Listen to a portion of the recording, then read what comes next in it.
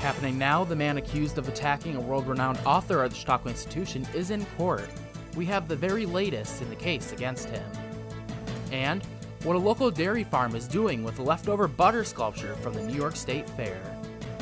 Plus, September marks National Recovery Month as we take a look at what officials are saying about hope and seeking help.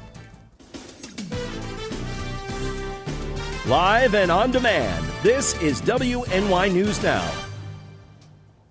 Thank you for joining us for WNY News Now. I'm Bronson Rasmussen, in for Justin Gould, who is out on assignment. Those stories and more are coming up, but first, a Jamestown man has been arrested following a dispute that allegedly led to a dog getting hit several times in the face with a metal object on Tuesday. Officers responded to an address on the city's south side Tuesday afternoon for reports of a dispute. While responding, officers were advised that an incident had occurred to a dog. Officers were able to locate a gray pit bull laying on the ground, unable to move. Observations revealed that the dog had several open wounds on its head and face area. Investigation revealed that 57-year-old Gregory Rozier of Jamestown broke up a fight between two dogs. However, officers were informed that Rozier engaged the pit bull afterwards and allegedly began striking it in the face with a metal object. Witnesses told officers that the pit bull showed no signs of aggression towards Rozier as he struck the dog multiple times. Officers took Rozier into custody and transported him to Jamestown City Jail, where he is now pending arraignment, and the dog was taken to a local veterinary office for medical assistance. Fire investigators deemed a Stockton mobile home fire that occurred on Tuesday afternoon that had no accidental causes. On Tuesday afternoon, just after 2 p.m., reports of a mobile home fire came in at 4943 Munger Road in Stockton. Upon arrival, crews discovered the home was fully engulfed in flames. After battling the blaze, Chautauqua County fire investigators found that there were no accidental causes to the fire and have since ruled the fire incendiary. The Chautauqua County Sheriff's Office plans on following up with a criminal investigation. The fire displaced 3 individuals temporarily, and no injuries were reported. Those prosecuting the man accused of attacking a world-renowned author at the Chautauqua Institution are requesting additional time to review documentation after recording over 30,000 pieces of evidence in the case. Our Justin Gould was in the courtroom this morning and has the latest from Mayville for us. According to New York State discovery law, prosecutors have 30 days to turn over evidence to a defendant's team. In the case against Hadi Matar, the man accused of stabbing Salman Rushdie at the Chautauqua Institution last month, the DA's office is seeking additional time due to the massive amount of evidence collected in this case. On Wednesday, Matar appeared before Chautauqua County Court Judge David Foley for an evidence discovery conference. Last month, the 24-year-old was formally indicted by a grand jury on second-degree attempted murder and second-degree assault, both felonies in connection with the alleged August 12th attack. Since then, DA Jason Schmidt says law enforcement have collected over 30,000 pieces of various evidence, like witness testimony, videos, and photographs, which takes time to review for both his office and Chautauqua County Public Defender Ned Barone. It's an issue for us. I mean, we're understaffed. I mean, we have 13 attorneys, including myself, and we cover a lot of courts in this county. With those, we only have four felony prosecutors in the office. So, yes, we are looking at how we can rededicate certain staffing resources to this case alone. We review everything. And not only review everything we get, but do our own investigation. And that's for a number of different reasons, but most importantly, we have to corroborate. Now, the DA's office has filed what's known as an order to show cause, where next Tuesday he will argue for more time. Additionally, DA Jason Schmidt is expected to ask for a protection order for some of the evidence, which, if approved, would seal it from the defense. Now, as for a timeline for trial, Matar's attorney expects the case to make the docket sometime next spring or summer once these initial proceedings wrap up. Reporting from Mayville, Justin Gould, WNY News Now. Justin, thank you. A Jamestown man was arrested Tuesday night after allegedly damaging several police vehicles. Jamestown police officers were alerted to a disturbance in front of the police station at around 6 p.m. Tuesday night. Officers made contact with several witnesses who stated that a male subject had damaged several JPD patrol vehicles that were parked in front of the station. After investigating, officers arrested 38-year-old Michael Jones in connection with the crime. He was taken into custody and transported to Jamestown City Jail, awaiting arraignment on a charge of criminal mischief in the second degree, a Class D felony. And the Republican nominee for U.S. Senate, who is running against current Senator Chuck Schumer, visited a local restaurant in Chautauqua County last week to meet with supporters and share his campaign points. Our Alyssa Wright now joins us in the studio with more. Alyssa? Bronson, Joe Pinion made a stop by Group They're Happy in Jamestown last week, along with Republican nominee for New York Governor Lee Zeldin, to promote his campaign. Now, according to Pinion, Schumer is not doing a good job, and it's time for a change.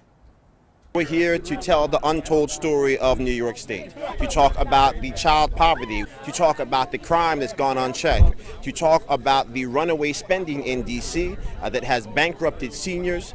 So these are the issues that we are trying to confront, to shine a light on. Pinion believes that current Senator Schumer is not doing enough to help the people living in the Empire State. The 60% of our children that attend public schools that are not reading at grade level, the fact that if you're talking about equality in our communities, from one community to the next, 1 out of 3 black children that live in this state live in poverty on Chuck Schumer's watch, while he has done very little to deal with this issue. Reportedly, many residents have decided to pack up and leave New York State, a point Pinion says is unacceptable. We have work to do here in this state. The 19 million and shrinking that still call this state home, because we lead the nation in outward migration. 1 million of our friends and neighbors have fled the state because the economic environment is not good, because the education our children are receiving is unacceptable, and because they believe that their slice of freedom lies somewhere else. The Republican nominee believes that many have been forgotten by the government. It is time for us to have a real conversation about the next 42 years. What New York are we leaving for our families? What New York are we leaving for our children? And I'm humbled to be here in Chautauqua County to talk to so many people who have been forgotten by their own government.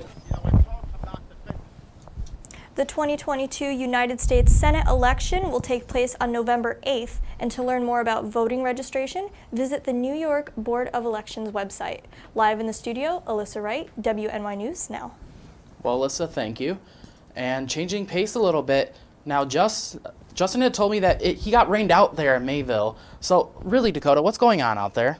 Well, what's going on right now is low clouds that is ultimately producing a few little light rain showers. And, you know, this is pretty much going to be the case throughout the day today. The same thing that we had yesterday. You can see the sky cam at the Chautauqua Lake Association showing you those low clouds. And even on the satellite and radar composite shows you that these are mainly just light rain showers. And even though they're still like mostly dry across the southern tier of northwestern PA, there could be some raindrops falling below the radar beam. Remember how radar works.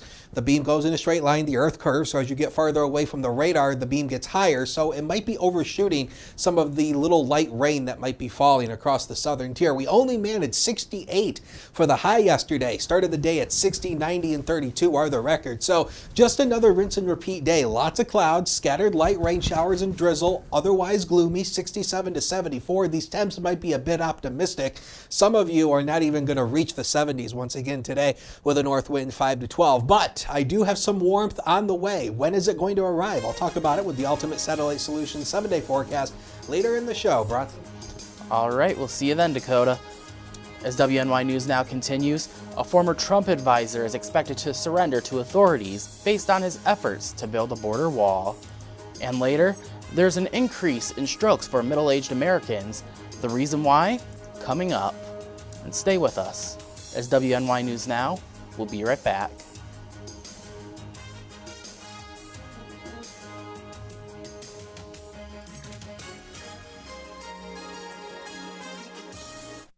You're watching WNY News Now, your source for breaking news. Calling all teachers. Get your year started off right with an evening with Gary Brooks. Come see Gary as he shares his funniest school stories and strategies to build a positive school culture. Go to reginald.com for tickets and more information.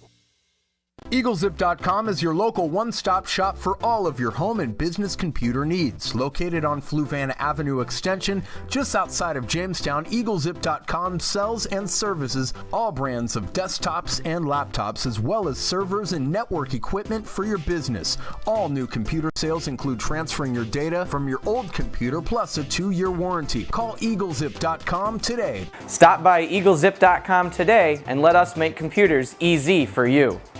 Looking for a fair and honest auto mechanic? Look no further than DeWyas Auto Service. Located at 140 Main Street in Randolph, our family-owned business is ready for all of your automotive needs. From general service to more complex repairs, count on DeWyas Auto to keep you on the road. We not only keep your cars running smoothly, but also looking great with our expert detailing crew. Send us a message on Facebook or call us today at 716-358-2292 to set up an appointment. DeWyas Auto Service. Fair, honest, and the best prices guaranteed. When severe weather breaks, one team has you covered, tracking the storms as they happen. Catch your First Defense forecast daily on WNY News Now. The Farm Laborers Wage Board has accepted recommendations to reduce the overtime threshold for farm workers on their Tuesday night meeting. The board approved the recommendation 2-1.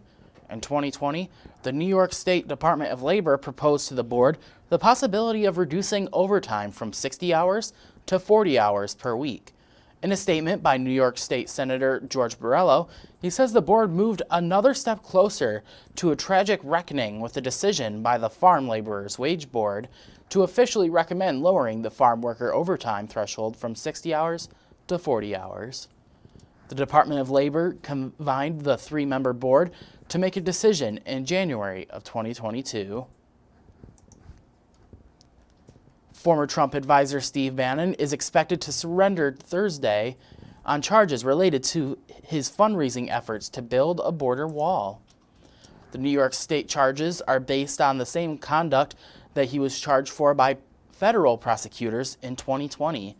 Just before Trump left office, he pardoned him on federal fraud charges related to the alleged scheme.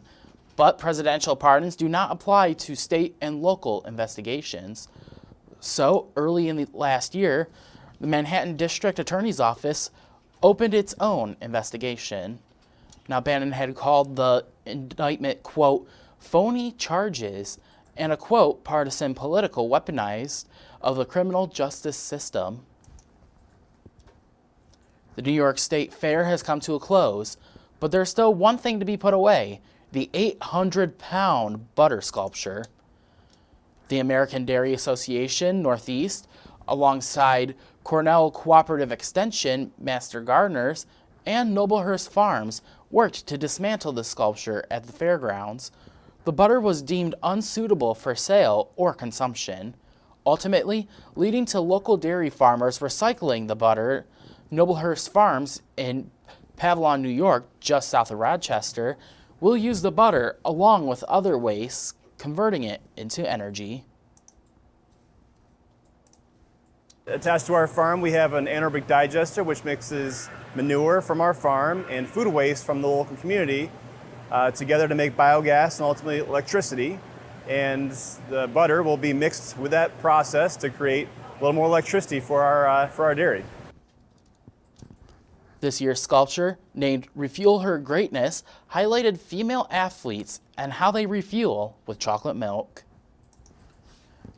Research shows that stroke rates among middle-aged people are on the rise, some pretty scary stuff.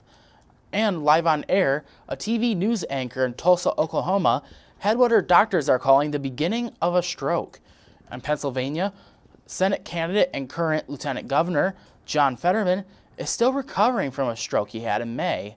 And even locally, our news partners with Erie News Now, director Bob Bowen, had a stroke this past spring and is still recovering as well.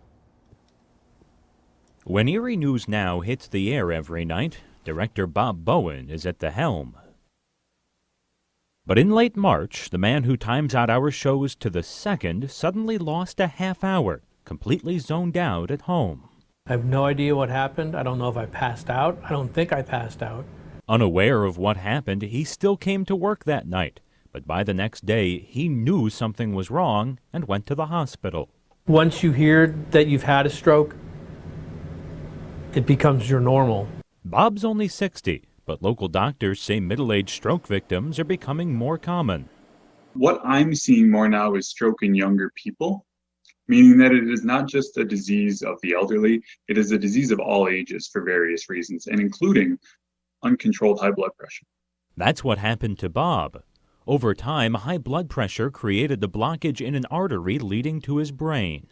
I took a blood pressure test here at work about a week before, and it was sky high. Like to the point where Emily Matson even said to me, "You need to go to the doctor, get that checked out." And of course I didn't. Doctors were able to clear his clot, and he's expected to make a full recovery. But it's been a long process, and effects still linger. My voice isn't as strong as it was before. I still have weakness on my left side. I have a little bit of spatial awareness issues on my left side, like sometimes I'll walk into doorways. For months, Bob's been back at work doing what he does best. But he advises everyone to monitor their health and schedule a yearly checkup. Deep down, I kind of had a feeling something was going on, and I didn't want to face it, so I just didn't go. Just stupid. If I'd been to the doctor 5 years ago, it may have prevented this whole thing. Who knows? Coming up, what a judge has ruled Tuesday on what Alex Jones and his team can and cannot say in court. And later, we take a look at how much fraud was detected following pandemic relief. But first, we return with a full look at our full weather forecast when WNY News Now returns.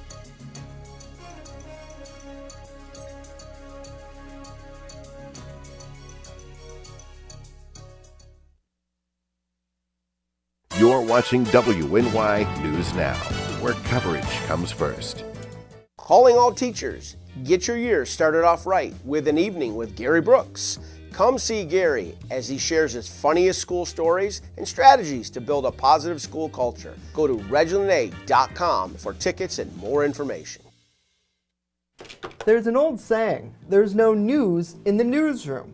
Well, it's true. The time I spend at the anchor desk is just part of my day. Most of our time is spent gathering stories in the community, stories that matter to you. We can't do it alone, and we need your help.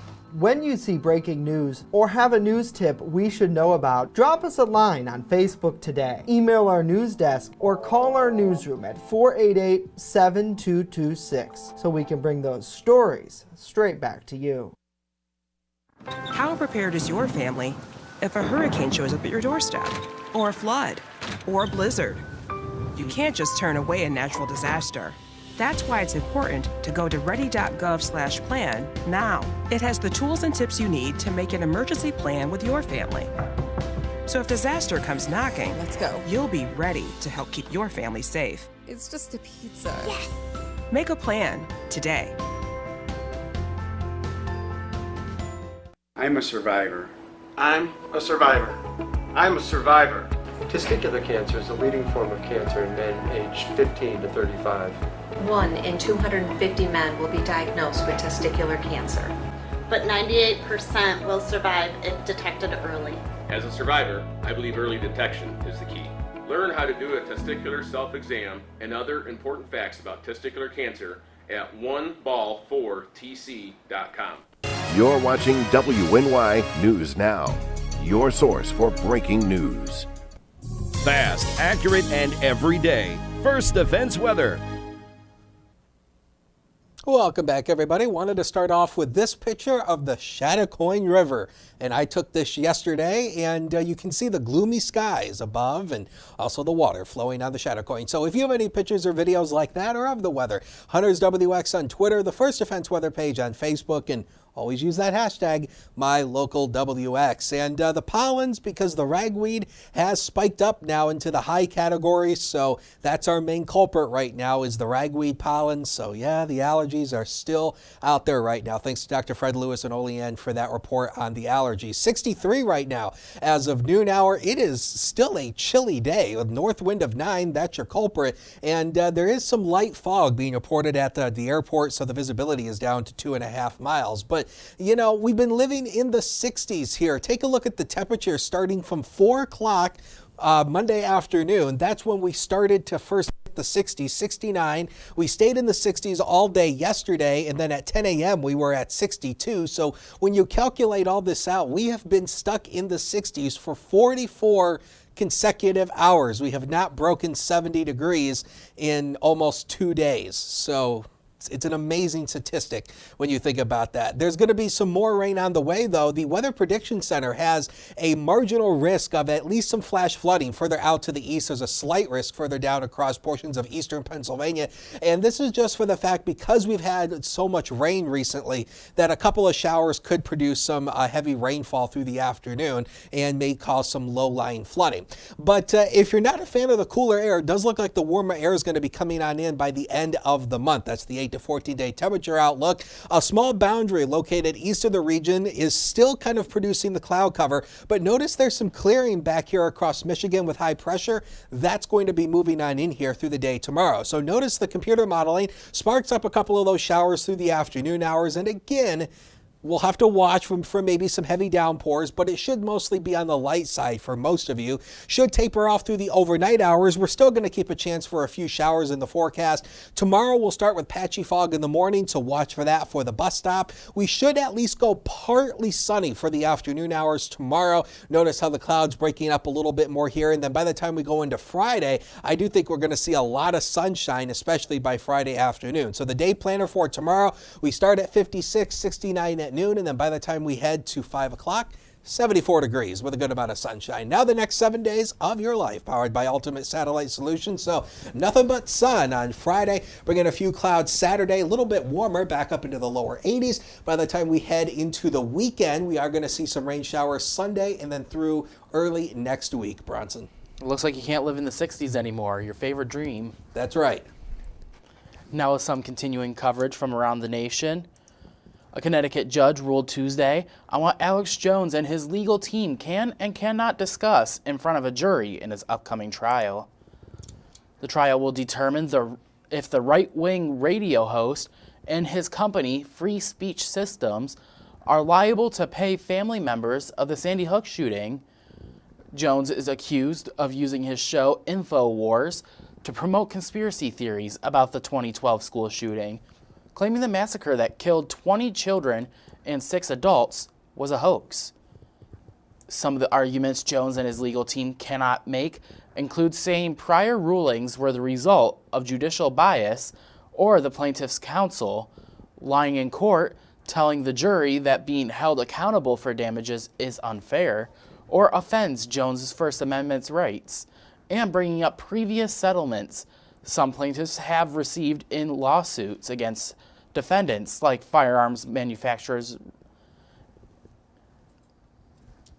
The parties also cannot discuss an earlier Texas ruling that found Jones and his company liable for defamation against the Sandy Hook's families.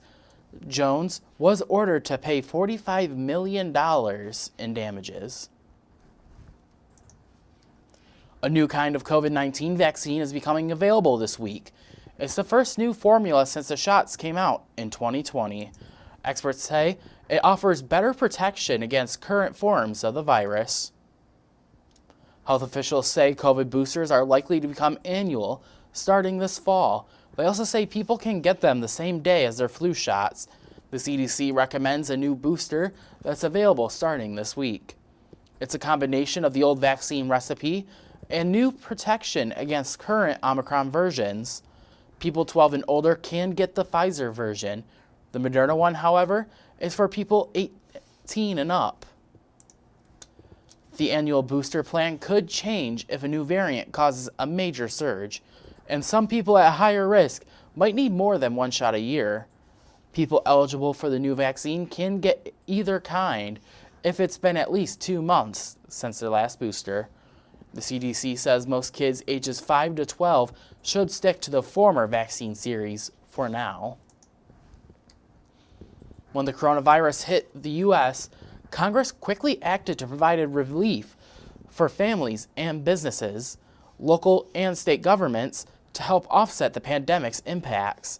In a recent congressional report, it outlines billions in relief were given away to fraudsters, and some blame the Trump administration for failing to establish policies to prevent and detect fraud.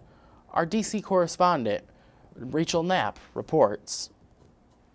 Congress spent trillions in pandemic relief to help families and businesses when the coronavirus pandemic hit. And according to the House Select Committee on the Coronavirus Crisis, fraudsters took advantage of the pandemic aid aimed at helping those who needed it the most. As with any government relief program, there were those here and abroad who saw pandemic relief as an opportunity for personal enrichment. They purchased stolen identities and filed for unemployment insurance relief benefits, using bank accounts opened online to receive the funds and money mules to help transfer the benefits overseas. They created fake businesses and received funds in the names of those imaginary companies. In a recent report from the committee, it says an estimated $64 to $117 billion worth of Paycheck Protection Program loans were questionable and possibly fraudulent. They estimate $163 billion was overpaid in the pandemic unemployment insurance, and other multi-billion-dollar pandemic relief programs were also taken advantage of. The Democrats are pointing the finger at the former administration. SBA Office of Inspector General similarly found that during the Trump administration, SBA failed to use sufficient controls to prevent PPP fraud. Members say in an attempt for accountability, data shows at least 1,500 people have been charged with alleged fraud against pandemic relief programs and accuse many of the perpetrators to be operating outside of the U.S. One state received fake unemployment claims that came from IP addresses in nearly 170 different countries. They say so far billions have been recovered, but they're looking to recover even more. In Washington, D.C., Rachel Knapp reporting. Next, September marks National Recovery Month. We take a look at what the PA state officials are saying about hope and seeking help.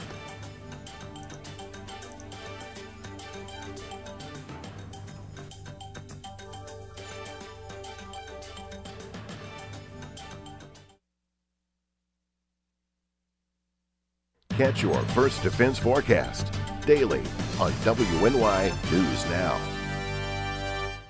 Slow down. Slow down and move over. Move over. When you see signs, lights, vests, please give us some room. Slow down. Slow down and move over. When you need help, it's our job to help you, to save you, despite the danger. This danger is real. Do your part. Please. Slow down. Slow down. And move over. Move over. You're watching WNY News Now, your source for breaking news. September is National Recovery Month.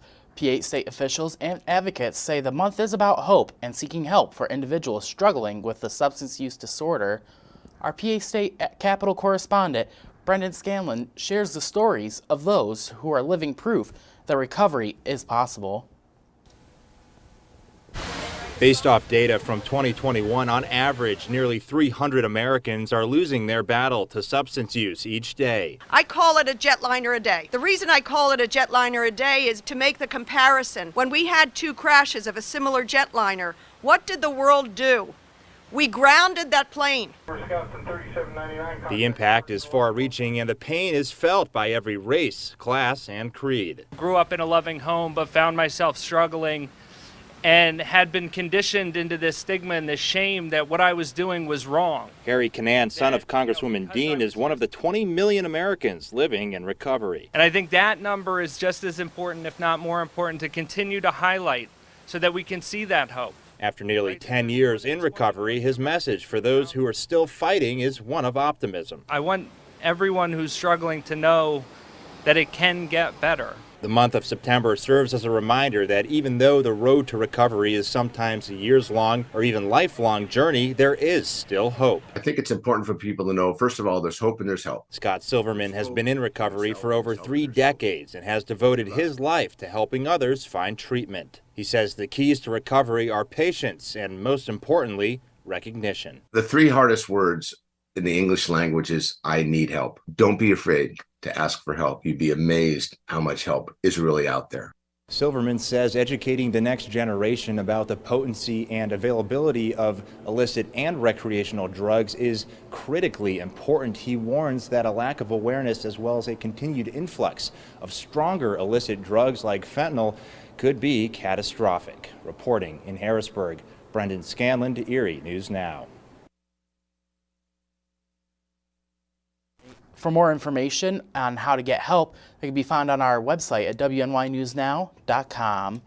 And that's it for us today. Remember that news continues 24/7 at WNYNewsNow.com and on our mobile app. Download it today free in the Apple App Store and Google Play Store. But we will leave you this look over Finley Lake, the one that Justin doesn't like the most. We'll see you next time.